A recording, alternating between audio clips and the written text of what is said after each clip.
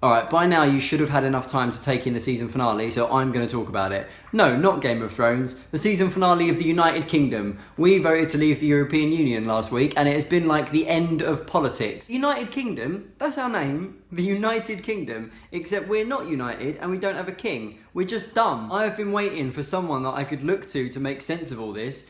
But there's no one around, so I have to be the person just getting my own thoughts out in the hope that you guys get something out of it. Normally, I would turn to my political leaders in this time of uncertainty, but our Prime Minister just fucking left, didn't he? That was amazing to watch. I woke up about 10 to 8 on Friday morning. The Prime Minister's making a speech in a couple of minutes just to explain what's going to happen next. I thought, oh, thank God for that. He came out and did a bit of spiel. We voted to leave, historic vote, and then he started saying things like, I've been really proud to serve as your Prime Minister for the last 6 years, ran the coalition government. Just started listing stuff that he'd done.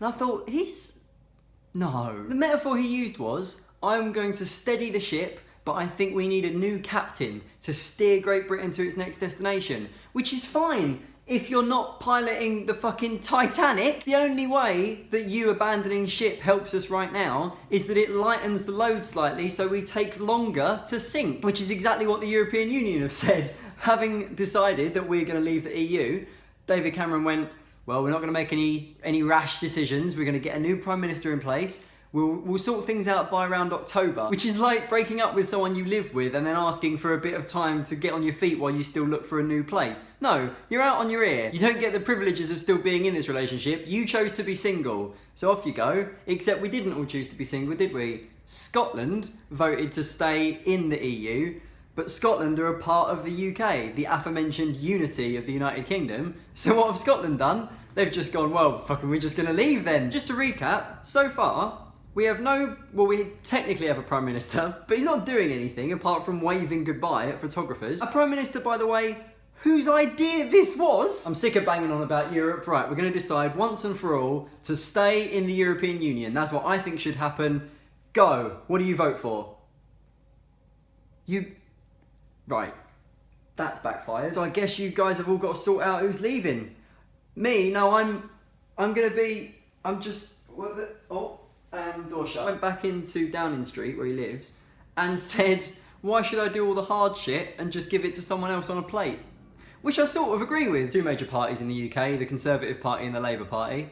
Conservative Party, lots of turmoil at the moment, so we can look to Labour for some stability. No, we can't, because Jeremy Corbyn, the leader of the Labour Party, yesterday had to face 11 people resigning from what is apparently called the Shadow Cabinet, which sounds like something I'd buy in Diagon fucking Alley. 11 senior people in the Labour Party. That's a football team's worth of people that have just quit. Meanwhile, the value of the English pound has plummeted to record lows, leading to a joke I heard yesterday about the rapper 50 Cent, or as we now call him, £10,000. There was literally a thing on the news about they interviewed a woman who had voted to leave, and she went, yeah, no, I can't believe that we're actually leaving, and I voted leave.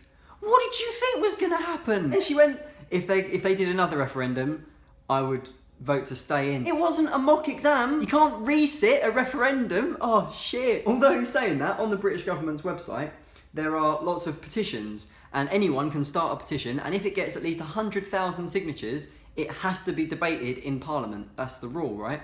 There is a petition on there right now asking for a second EU referendum. Let's just do it all again and see what the result is the second time. It's got 2.5 million signatures. That's not a good solution, is it? Because if we vote to leave again, what, are they going to ask for another one? You can't keep doing it over until you get the result you want. And it was pretty split as well. It was 52% leave, 48% remain. So no matter who wins, half the country is fucked, aren't they? Maybe the best solution is to send all the people that want to stay in the EU up to Scotland, and then we'll literally be separated. That'll be right, when it's Scotland. You'll appreciate us all coming and taking over your land, because that's never happened before. And the Queen's not helpful either. The official spokeswoman for the Queen has gone, this is just a matter for the people of the UK. The Queen's above politics. Is she? Which is probably why they put the picture of the Queen on our money, because they are both now worth nothing. It's like a messy breakup.